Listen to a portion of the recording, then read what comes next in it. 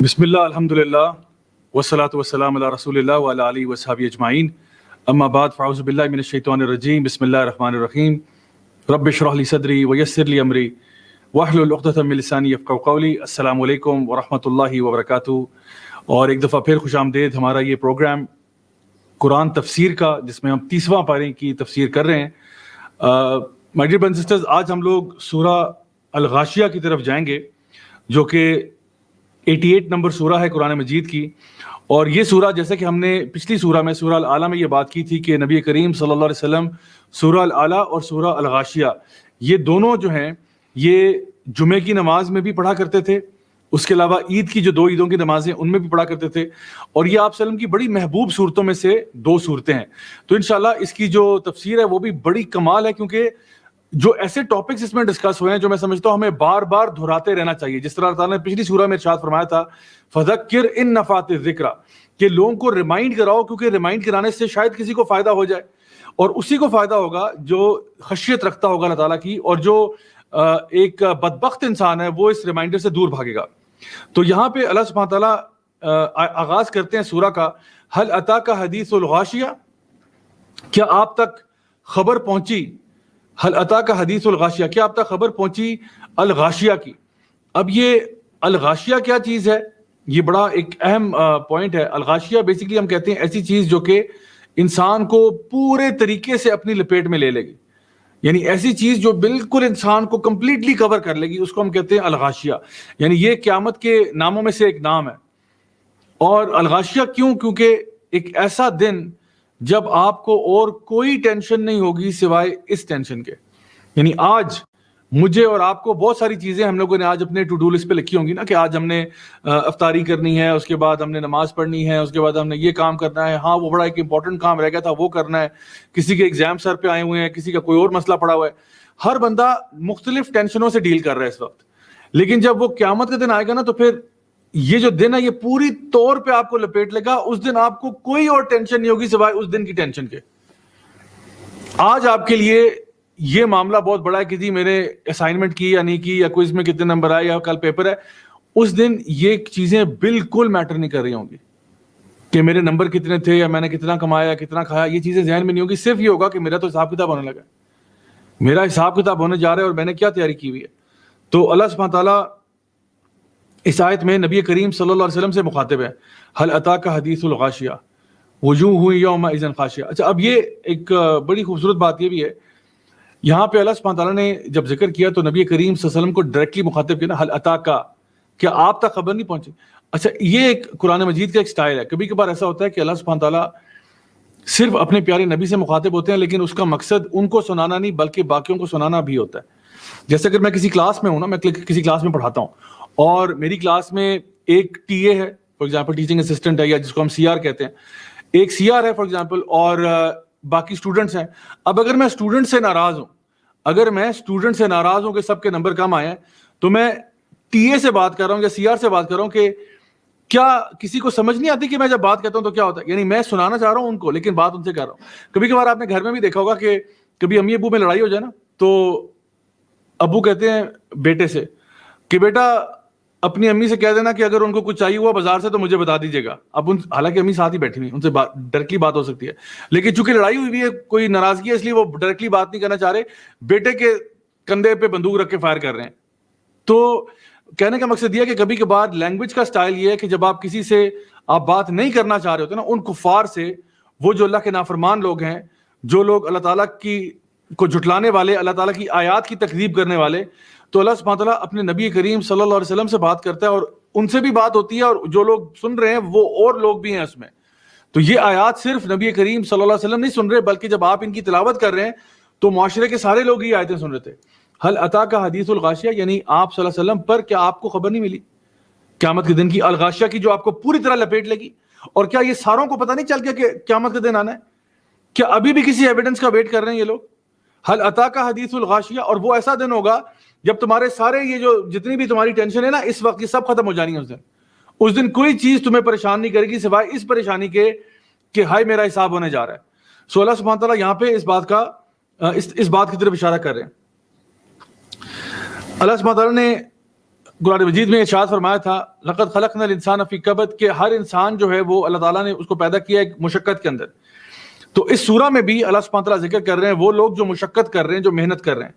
هل اتاک حدیث الغاشیہ وجوہ یومئذ خاشیہ، کچھ چہرے اس دن ایسے ہوں گے جو کہ بالکل مرجھائے ہوئے، خشیت ان کے منہ پہ آئی ہوگی، ڈرے ہوئے. اچھا یہ کون لوگ ہیں؟ اچھا وجوہ ہوئی کہا نا، کچھ لوگ ہوں گے، سارے نہیں. کچھ لوگ اس دن بڑے سہمے سے ڈرے سے وہاں پہ آ رہے ہوں گے.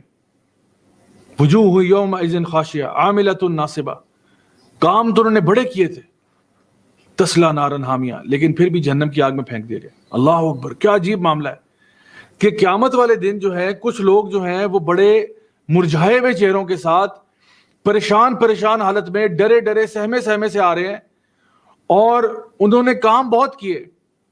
ٹھیک ہے، اللہ تعالیٰ فرماتے ہیں عاملۃ ناصبہ، بہت کام کیے، بڑے اعمال کیے، لیکن پھر بھی جہنم کی آگ میں چلے گئے.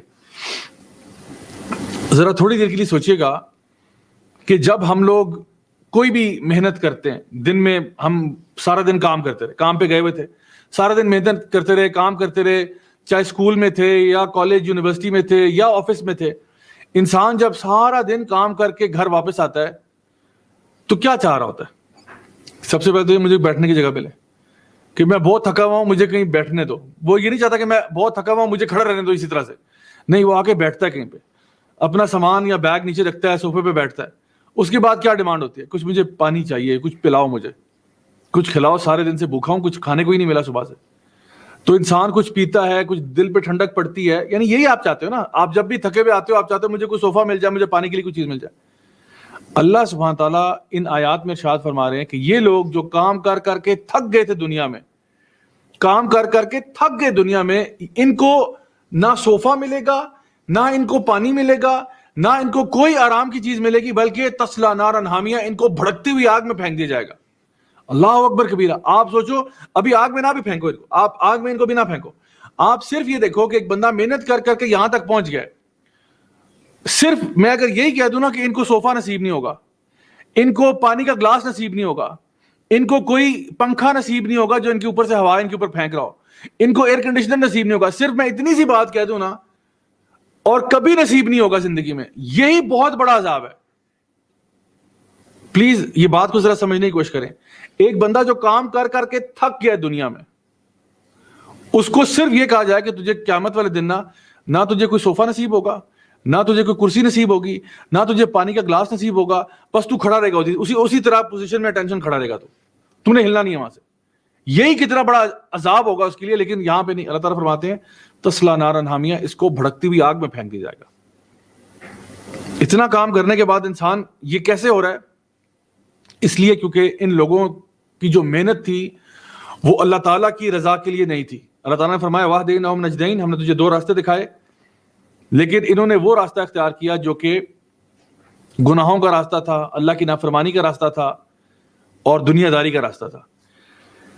ہم جب سوچتے ہیں نا کہ کچھ لوگ کامیاب ہوں گے اور کچھ ناکام ہوں گے، ہم سمجھتے ہیں کہ جو لوگ کامیاب ہوں گے انہوں نے بڑی محنت کی تھی اور ناکام لوگوں نے محنت کوئی نہیں کی. ایسی بات نہیں ہے. لَقَدْ خَلَقْنَا الْإِنسَانَ فِي كَبَدٍ، محنت ساروں نے کی ہے لیکن ڈائریکشن فرق تھی. آپ کو کیا لگتا ہے جو لوگ اللہ کے نافرمان ہیں وہ محنت نہیں کرتے؟ وہ تو بہت محنت کرتے ہیں. آپ کو پتا ہے جو لوگ کفار، مشرکین، منافقین جو اللہ تعالیٰ کے دین کے خلاف کام کر رہے ہیں وہ کتنی محنت کرتے ہیں؟ صبح شام وہ کام کرتے ہیں، دن رات وہ کام کرتے ہیں آپ تک فحاشی پہنچانے کے لیے. دن رات وہ محنت کرتے ہیں، نئے نئے شوز بناتے ہیں، نئے نئے پروگرامز بناتے ہیں کہ کس طرح سے ہم معاشرے کے اندر جو ہے نا ایک فحاشی، عریانی، بدکاری کی ایک فضا قائم کر دیں. بڑی محنت کرتے ہیں مختلف اسکولوں کالجوں کے کریکولمز کو چینج کرنے کے لیے کہ بچوں کو ایسی باتیں پڑھائی جائیں جو ان کے دماغ کو بدل دیں. بڑے محنتی ہوتے ہیں یہ لوگ، بہت محنت کرتے ہیں، بہت کام کرتے ہیں، شاید ہم سے زیادہ ہی کر رہے ہوتے ہیں، راتوں کو جاگتے ہیں یہ بھی. لیکن کیا ہوگا؟ تسلا نارن حامیہ، جہنم کی آگ میں پھینک دے جائیں گے. محنت تو نے بڑے کی لیکن تیری ڈائریکشن ہی غلط تھی. آج کل بہت سارے موٹیویشنل اسپیکرز ہیں جو لوگوں کو موٹیویٹ کرتے ہیں کہ تم کر سکتے ہو، جو تم چاہو وہ کر سکتے ہو، اٹھو، کھڑے ہو، یہ کر دو، وہ کر دو، دنیا فتح کر لو. بات یہ ٹھیک ہے، موٹیویشن کرنی چاہیے، لیکن motivation without direction is meaningless. بھائی اگر وہاں پہ آپ کی اس کانفرنس میں کوئی سوسائڈ بامبر بیٹھا ہوا ہے آپ اسے کہہ رہے ہو تم کر سکتے ہو, تم جو چاہو کر سکتے ہو, کبھی سماج کی ظالم دیوار کو راستے میں نہ آنے دینا, جاؤ do what you feel like, follow your dreams. وہ جا کے بھرے بازار میں اپنے آپ کو بم چھڑا دیتا ہے. آپ نے تو موٹیویٹ کر دیا اس کو, لیکن آپ نے اس کو ڈائریکشن ہی نہیں دی. آپ نے اس کو یہی نہیں بتایا کہ صحیح راستہ کون سا ہے, غلط کون سا ہے. آپ لڑکیوں کو آپ موٹیویٹ تو کر رہے ہیں, لیکن کس طرف موٹیویٹ کر رہے ہیں آپ, ان کو ڈائریکشن ہی نہیں دے رہے آپ. وہ بالکل ایک اسٹنگر میزائل کی طرح ہے جس کا نیویگیشن آف ہوا ہے. یعنی ایسا میزائل جس کا نیویگیشن آف ہو گیا, اب یہ کہیں پہ بھی جا کے لگ سکتا ہے. تو موٹیویشن دینی چاہیے, ضرور موٹیویٹ کرنا چاہیے, لیکن motivational speaker for the sake of motivational speaker نہیں, کہ میں ہر قسم کے بندے کو موٹیویٹ کر رہا ہوں. جو کرپشن کر رہا ہے اس کو بھی موٹیویٹ کر رہا ہوں کہ تم زیادہ بہتر کر سکتے ہو کرپشن. جو چور ڈاکو لٹیرے ہیں ان کو بھی موٹیویٹ کر رہا ہوں. جو حرام ریلیشن شپ کرنا چاہ رہا ہے اس کو بھی موٹیویٹ کر رہا ہوں. جو اپنے آپ کو بم سے اڑانا چاہ رہا ہے اس کو بھی موٹیویٹ کر رہا ہوں. ایسا نہیں ہے. موٹیویشن کے ساتھ ساتھ سمت کا ہونا بہت ضروری ہے, کہ آپ کی جو ڈائریکشن ہے وہ اللہ تعالیٰ کی رضا میں ہونی چاہیے. کوئی کام ایسا نہ کرنا جو اللہ تعالیٰ کی نافرمانی میں آتا ہو, یا کوئی ایسا کام ہو جو آپ کے ماں باپ کا سر جو ہے وہ شرم سے جھکا دے آپ کی وجہ سے. کوئی ایسا کام نہ کرنا. لائف میں ضرور جو بننا چاہتے ہو بنو, جو بننا ہے نا آپ نے ضرور بنے. آپ نے کہا جی میں نے ڈاکٹر بننا ہے, میں نے انجینئر بننا ہے, میں نے فلاں بننا ہے, ضرور بنے. لیکن کبھی بھی ایسا نہ بنے کہ جہاں پہ جس پروفیشن میں آپ جائیں آپ اللہ تعالیٰ کی نافرمانیاں بھی کر رہے ہیں ساتھ اسی پروفیشن کے ذریعے, اور آپ کے ماں باپ جو ہیں ان کا سر جو ہے وہ جھک گیا ہے شرم سے کہ ہمارا بچہ کس لائن پہ لگ گیا. تو اللہ سبحانہ تعالیٰ فرما رہے ہیں کہ وجوہ ہوئی یوم اذن خاشیہ, کچھ چہرے اس دن جو ہے نا مرجھائے ہوئے ڈرے ہوئے آئیں گے. عاملۃ ناصبہ, کام بڑے کیے انہوں نے, کام تو بڑے کیے لیکن تصلی نارا حامیہ, جہنم کی آگ میں پھینک دی جائیں گے, جہنم کی آگ میں بھڑکتی ہوئی آگ میں پھینکے جائیں گے. اللہ سبحانہ تعالیٰ آگے فرماتے ہیں تسقا من عین آنیہ, وہاں پہ ان کو پینے کے لیے کیا دیا جائے گا؟ عین آنیہ, ایک چشمہ ہوگا جو ابلتے پانی کا, کھولتے پانی کا چشمہ ہے, اس میں سے پلایا جائے گا اور یہ اس میں سے پئیں گے. کیوں پئیں گے؟ کیونکہ پیاس کا عالم اتنا ہے کہ کھولتا پانی بھی پی جائیں گے جو ان کے چہرے کو جلا کے جھلس کے رکھ دے گا, پھر بھی پئیں گے. آگے فرمایا لیس لہم طعام الا من دری, اور کچھ ان کو کھانے کے لیے نہیں ملے گا سوائے دری کے. یہ دری کیا ہے؟ یہ کانٹے دار پودا ہے, اس کا ایک خاص پھل ہے جو کہ اللہ تعالیٰ فرماتے ہیں اس کے بارے میں کہ لا یسمن ولا یغنی من جوع, نہ تو وہ آپ کو کوئی کسی قسم کی نرشمنٹ دیتا ہے نہ وہ آپ کی بھوک مٹاتا ہے.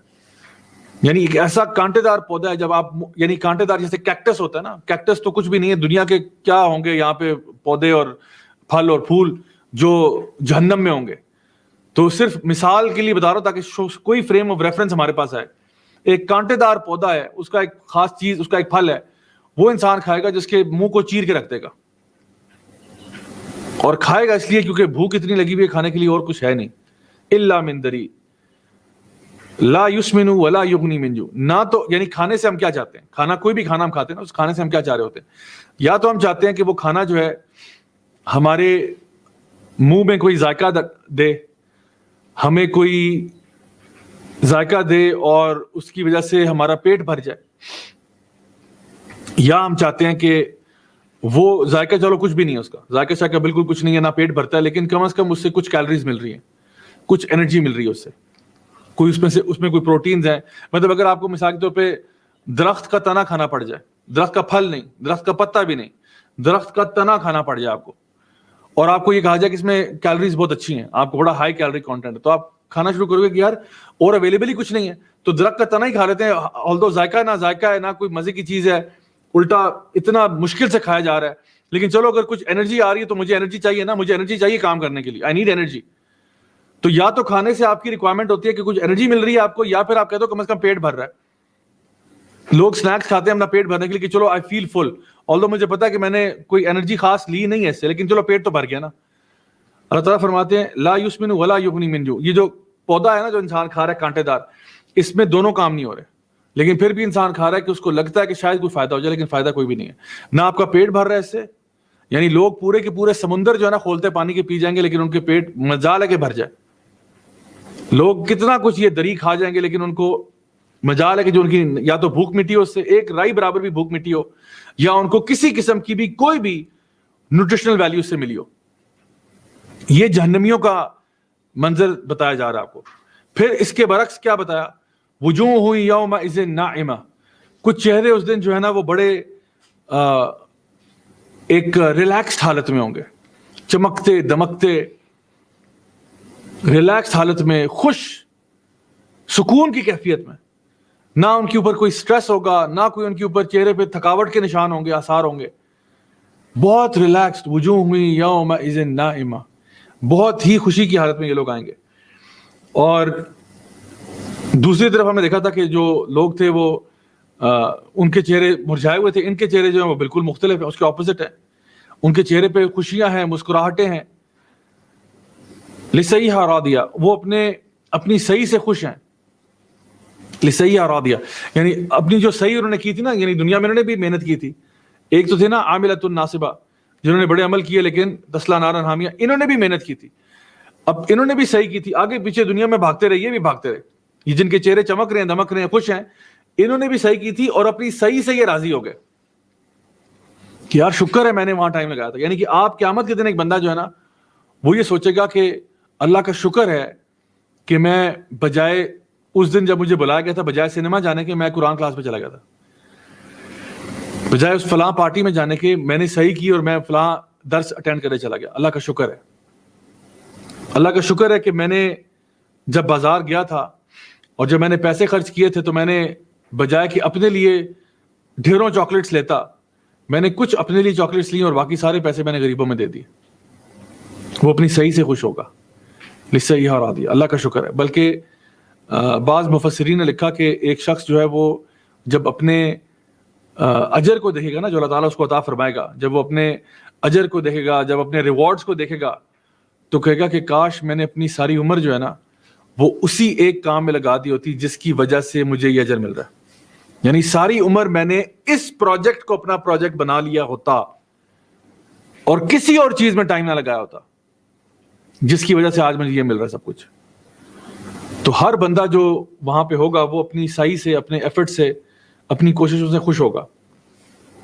ہم دنیا میں ہمارا عالم یہ ہے کہ ہم دنیا میں چاہتے ہیں انسٹنٹ گریٹیفیکیشن، دنیا میں ہم چاہتے ہیں فوراً مجھے جو ہے نا خوشی مل جائے، یعنی شارٹ کٹ چاہتے ہیں نا، مجھے ابھی چاہیے، اسی وقت چاہیے، کل کا ویٹ نہیں کرنا میں نے، مجھے آج ابھی اسی وقت کوئی چیز چاہیے۔ یعنی ہم لوگ اتنے امپلسو ہو چکے ہیں، حالانکہ اللہ سبحانہ تعالیٰ کہہ رہے ہیں اگر دنیا میں تم تھوڑی سی محنت کر لو نا تو اگلا جہاں تمہارا ہی ہے، ڈونٹ وری۔ نبی کریم صلی اللہ علیہ وسلم نے فرمایا کہ جنت جو ہے وہ تمہارے جوتے کے تسمے سے بھی زیادہ قریب ہے، اور جہنم بھی۔ یعنی ذرا ایک منٹ کے لیے اپنے پاؤں کی طرف دیکھیں، جتنا آپ کا پاؤں آپ سے قریب ہے نا، لٹرلی اتنے قریب جنت بھی آپ سے۔ جنت is just round the corner, لیکن ہم اتنا بھی صبر نہیں کر سکتے کہ تھوڑا سا ویٹ کر لیں، تھوڑا سا، یہ کیا 4 دن کی زندگی ہے، کیا ہی مزہ ہو کہ انسان یہ زندگی جو ہے اللہ تعالیٰ کی اطاعت میں گزار دے، کیونکہ اس کے بعد جو ہوگا الحمدللہ جنات تجری من تحت الانہار خالدین فیہا ابدا رضی اللہ عنہم ورضوا عنہ، اس کے بعد تو عیاشی ہے، لیکن یہاں پہ تھوڑی سی انسان محنت کر لے تو اگلے جہاں میں لسیحا راضیہ، اپنی عیسائی سے بہت خوش ہوگا۔ اور سب سے بڑی بات یہ ہے کہ یعنی وہ اپنی امیجن کریں کہ وہ اپنے کام سے خوش تھا نا، جس طرح بہت سے لوگ ہوتے ہیں نا وہ اپنے کام سے خوش ہوتے ہیں، بہت سے لوگ ہوتے ہیں وہ اپنے کام سے خوش نہیں ہوتے، لائک جس طرح کچھ لوگ ہوتے ہیں وہ جاب کر رہے ہوتے ہیں نا تو وہ جاب میں بڑے ناراض ہوتے ہیں کہ آئی ہیٹ منڈیز، اور مجھے بالکل شوق نہیں ہے کہ میں آفس جاؤں، اور پھر بھاگنے کی سوچ رہے ہوتے ہیں، ہر وقت گھڑی دیکھ رہے ہوتے ہیں اپنی کب ٹائم اوور ہوگا، تو ہر وقت وہ اسی چکروں میں پڑے رہتے ہیں۔ تو ایسے کچھ لوگ ہوتے ہیں، لیکن کچھ لوگ ہوتے ہیں وہ بہت خوش ہوتے ہیں، جیسے کبھی وہ دیکھے نا آپ نے وہ جو ان کی اکثر اوارڈ شوز ہوتے ہیں نا تو اس میں وہ کہتے ہیں کہ I would like to thank the director and the academy and the producer and the فلانا for giving me this wonderful opportunity to work in this movie and to star in this play۔ یعنی وہ لوگ بڑا خوشی کا اظہار کرتے ہیں کہ میرے لیے بڑے آنر کی بات ہے کہ مجھے آپ نے کام کرنے کا موقع دیا۔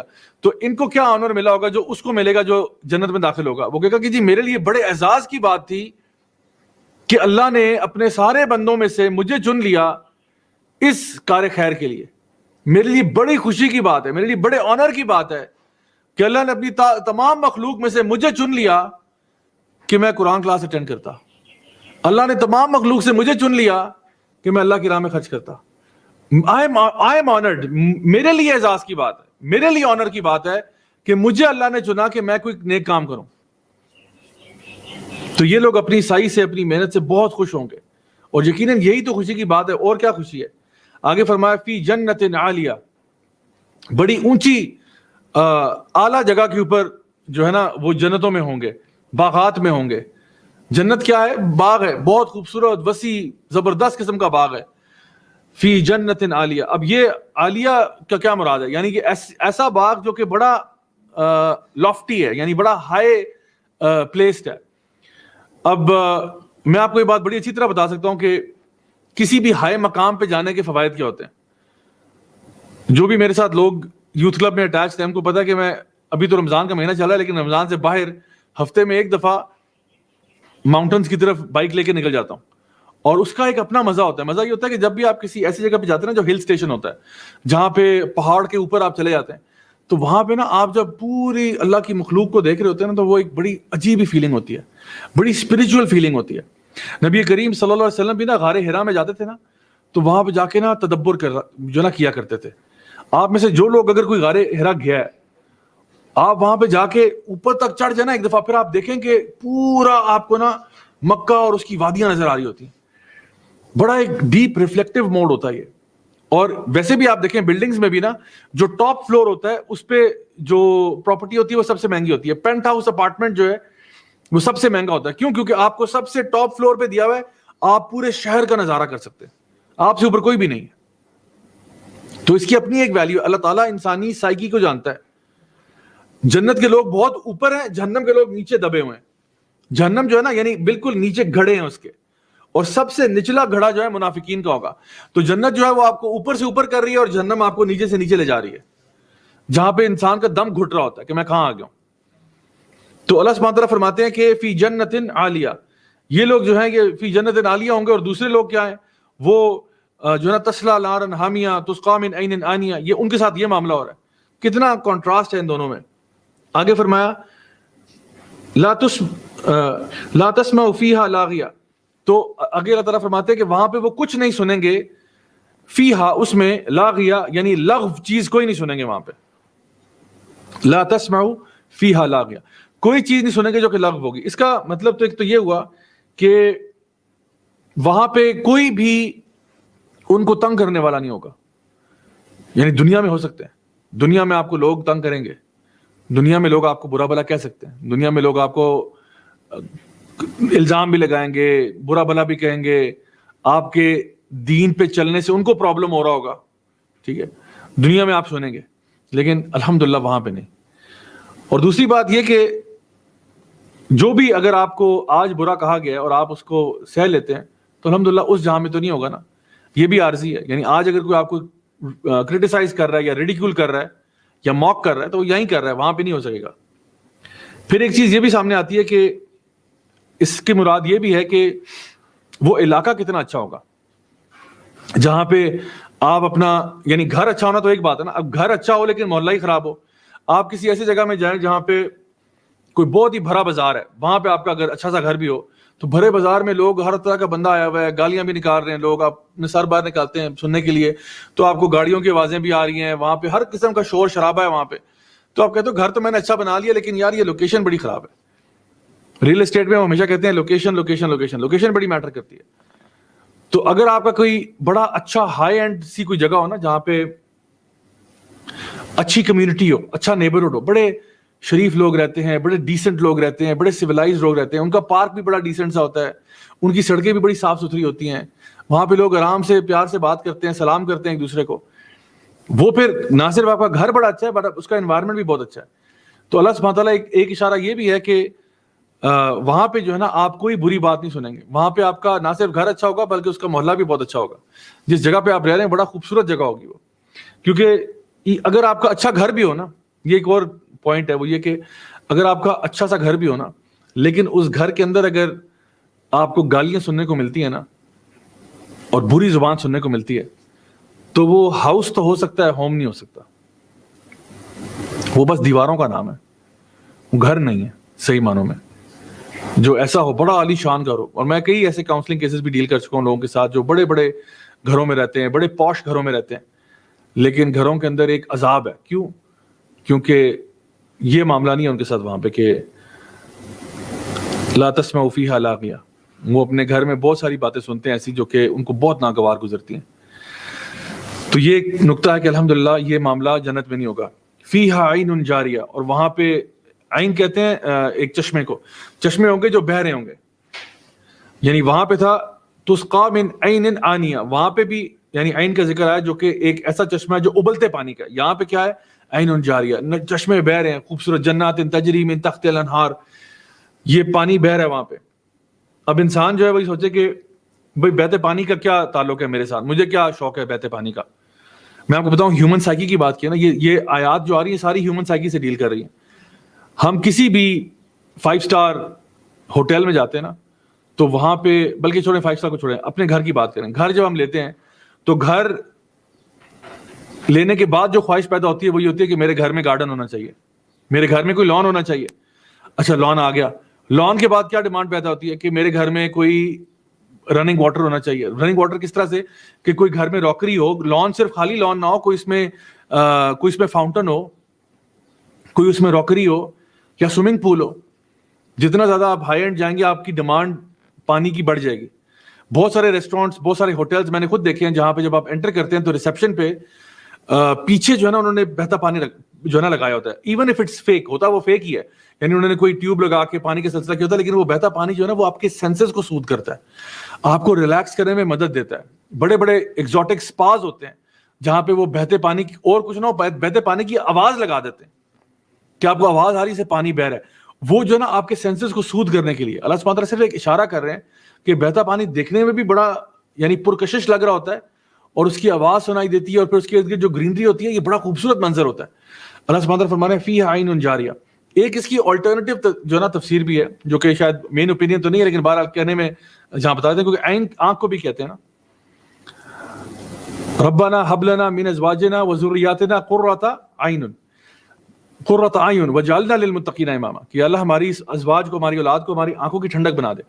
تو عین جو ہے وہ آنکھ کو بھی کہتے ہیں. اچھا فیہا عین جاریہ سے ایک واللہ اعلم مطلب یہ بھی نکل سکتا ہے کہ وہاں پہ لوگ جو ہے نا وہ خوشی سے، جو کہتے ہیں نا خوشی کے آنسو نکل رہے ہیں لوگوں کے، جب وہ اتنی زیادہ نعمتیں دیکھ رہے ہیں نا اللہ تعالیٰ کی طرف سے. اللہ تعالیٰ نے اتنی نعمتیں عطا فرمائی ہیں، اتنی نعمتیں عطا فرمائی ہیں. انسان دیکھتا ہے یا اللہ میں نے کوشش تو اتنی سی کی تھی، میں نے تو اعمال اتنے سے کیے تھے، بس نماز پڑھی تھی، روزہ رکھا تھا، تھوڑا بہت صدقہ خیرات کر دیا تھا، کوشش کرتا تھا لوگوں کے ساتھ اچھا سلوک کروں، کسی کے ساتھ زیادتی نہ کروں، بس میں نے تو بہت تھوڑے کام کیے. یا اللہ تو نے مجھے اتنا بڑا اجر عطا فرما دیا، اتنا بڑا اجر دے دیا جو میرے وہم و گمان میں بھی نہیں تھا یا اللہ.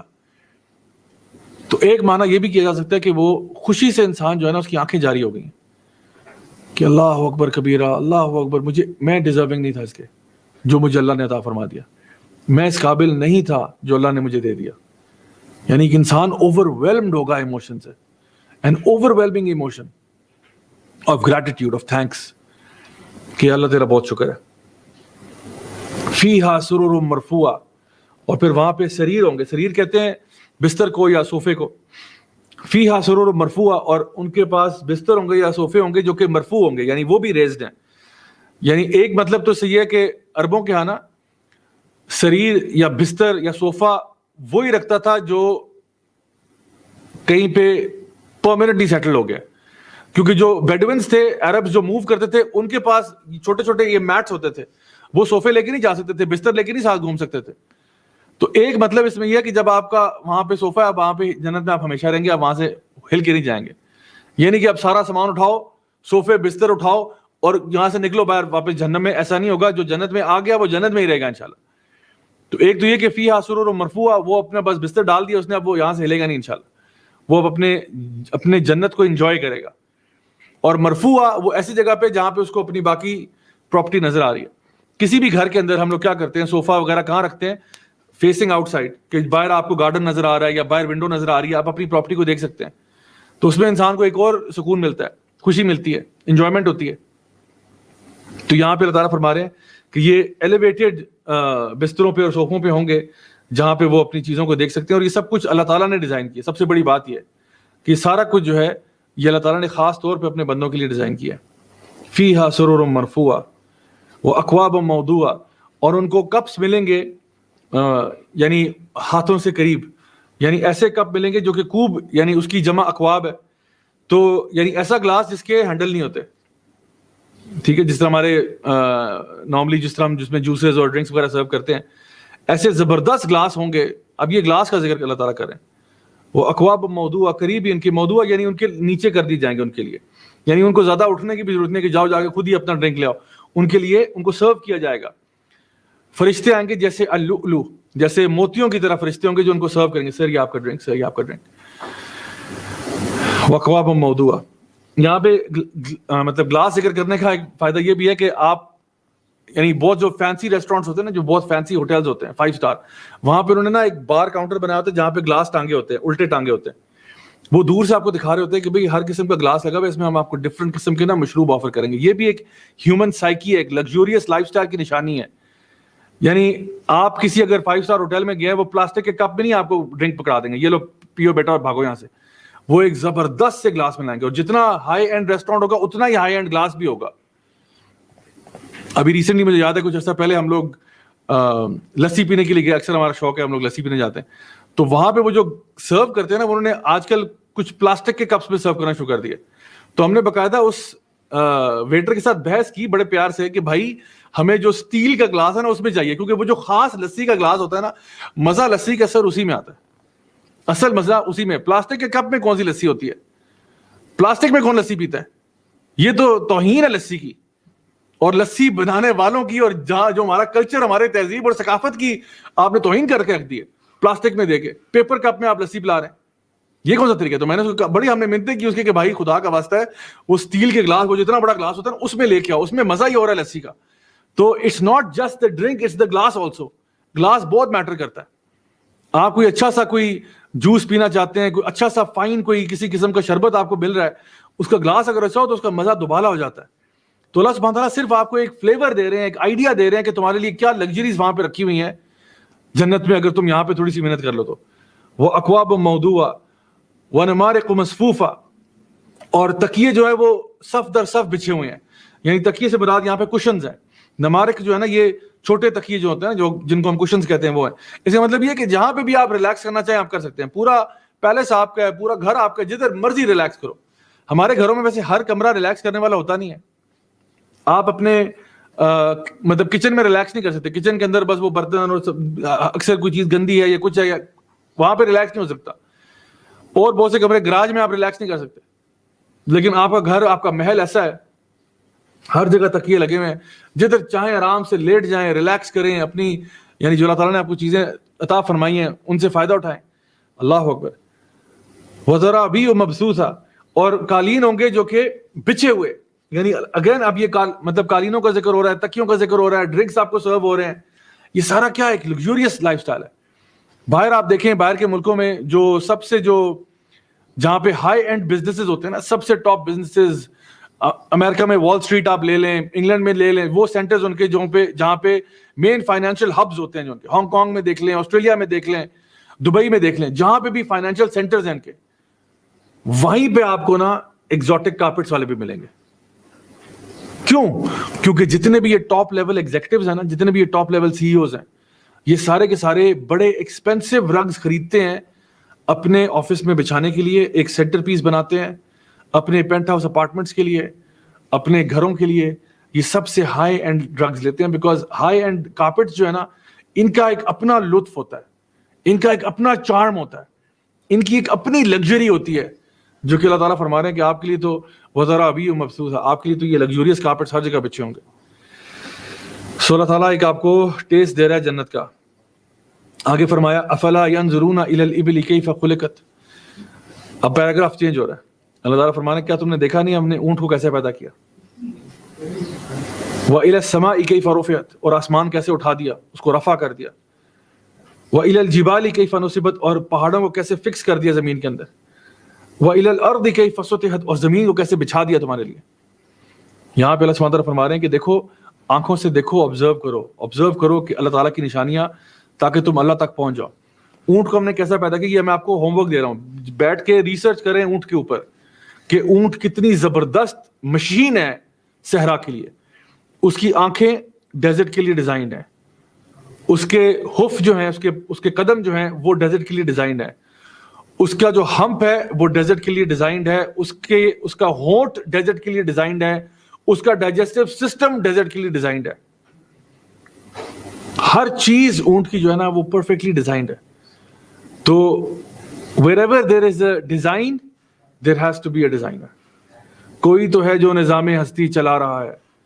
ایسے کیسے ہو گیا کہ تم نے اونٹ کی تعریفیں اتنی کر دی کہ اونٹ تو یہ ہے تو وہ ہے, اونٹ کے بارے میں تم بڑا ناز و فخر کرتے ہو اور اونٹ بنانے والے کو بھول گئے کہ بنایا کس نے. ہم زندگی میں جب کوئی پینٹنگ دیکھتے ہیں کیا کہتے ہیں, یار کمال پینٹنگ ہے, کیا پینٹر ہوگا اس کا. وہ پینٹر کون ہے؟ پتہ چلتا ہے یہ پکاسو کی پینٹنگ ہے, پتہ چلتا ہے فلاں کی ہے. تو یہ کیسے ہو گیا کہ تم نے اونٹ کو دیکھ لیا, اونٹ کی تم تعریفوں میں قصیدے گا دیتے ہو اور یہ نہیں کبھی سوچا کہ اونٹ کو بنانے والا کون ہوگا. افلا ينظرون الى الابل كيف خلقت والى السماء كيف رفعت. اور آسمان کو کس نے بنا دیا تمہارے لیے. هل ترى من فطور, کیا تمہیں اس میں کوئی کریک نظر آتے ہیں. والى الجبال كيف نصبت, اتنے بڑے بڑے پہاڑ کس نے پیدا کر دیے. والى الارض كيف سطحت, زمین کو بستر کس نے بنا دیا, بستر کی طرح بچھا دیا تمہارے لیے زمین کو. کیسے ہو گیا یہ سب کچھ, سوچو تو صحیح.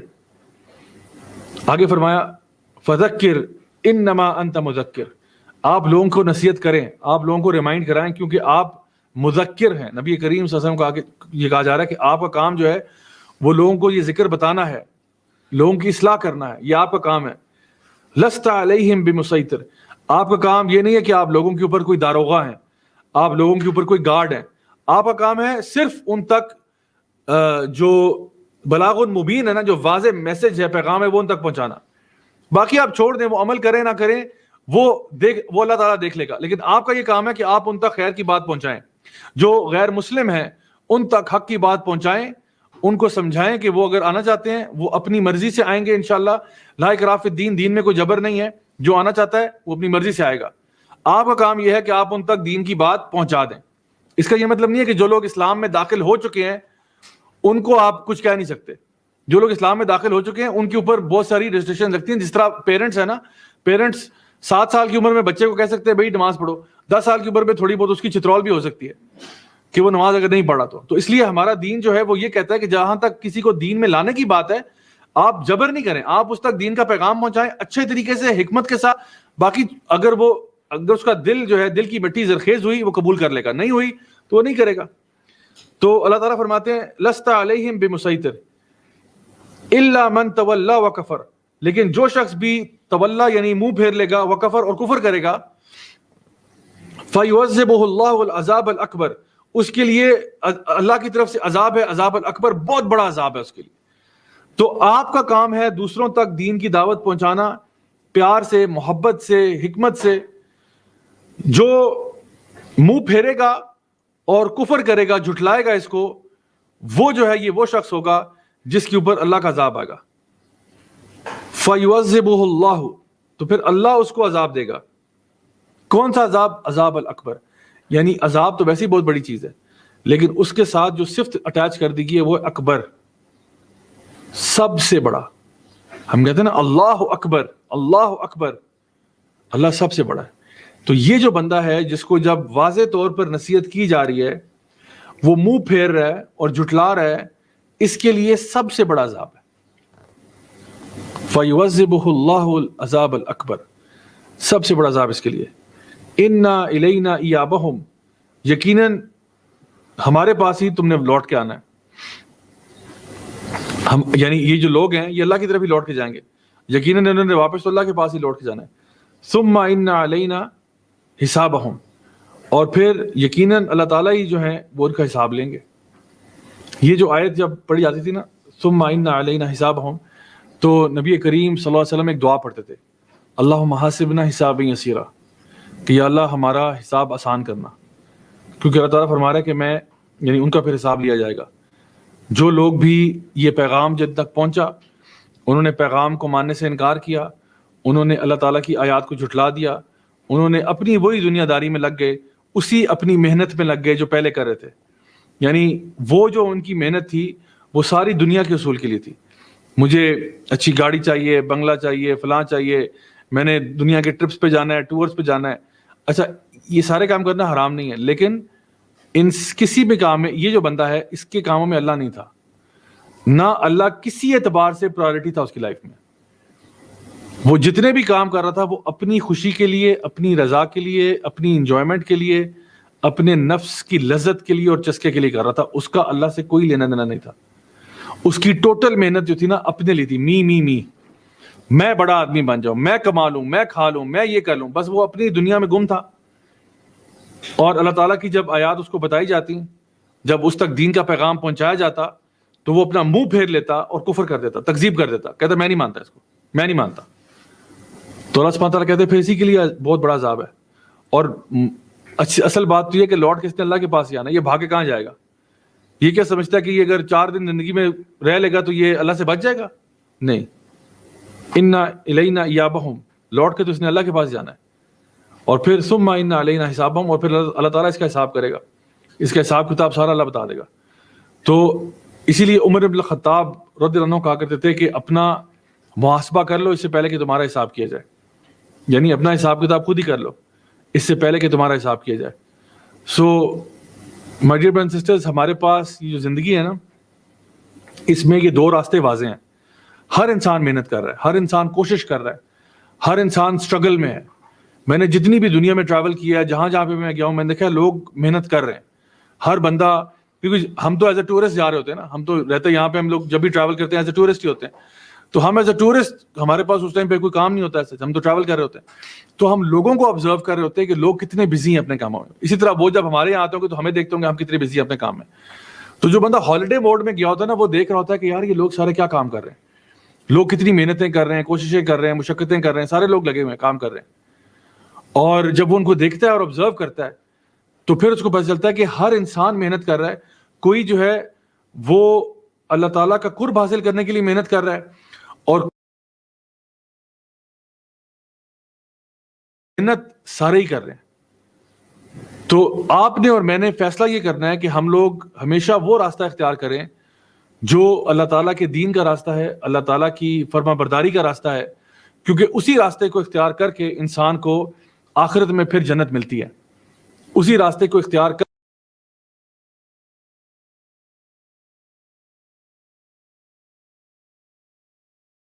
کو ہر قسم کی لذت ملے گی، ہر قسم کی انجوائمنٹ ملے گی، ہر قسم کی لگژری ملے گی. یہ وہ ساری چیزیں ہیں جو اللہ تعالیٰ نے ذکر کر دی اس خوبصورت سورہ کے اندر، کہ اگر انسان چاہے آج محنت کر لے، آج کوشش کر لے، تو اگلا جہاں بہت پیارا ہوگا، بہت خوبصورت ہوگا. ایسی ایسی لگژریز ہوں گی جو میں اور آپ سوچ بھی نہیں سکتے. اور اگر آج محنت غلط ڈائریکشن میں کی، پھر جہنم کی آگ ہے اور بدترین عذاب ہے. اللہ تعالیٰ سے دعا ہے کہ اللہ تعالیٰ ہمیں ہمیشہ سیدھے راستے پر چلنے کی توفیق عطا فرمائے. اللہ تعالیٰ ہمیں نیک اعمال کرنے کی توفیق عطا فرمائے. اللہ ہم سب سے راضی ہو جائے اور ہمیں اجر عطا فرمائے ہمارے اعمال کا، ہمارے اعمال کی کوالٹی کے مطابق نہیں. کیونکہ یقیناً میں اور آپ اچھی طرح جانتے ہیں کہ ہمارے اعمال کی کوالٹی تو بہت کمزور ہے. ہمارے اعمال کی کوالٹی جو نا بڑی کمزور ہے. ہماری نمازیں کافی ویک ہیں، ہمارے روزے، کئی ہم لوگ غلط کام بھی روزے میں کر جاتے ہیں، کسی کو برا بلا کہہ دیا، کچھ کر دیا، حالانکہ روزے کے اندر یہ سارے کام منع تھے. اور بھی بہت ساری عبادات ہیں جن میں ہم لوگوں نے غلطیاں کوتاہیاں کرتے ہیں.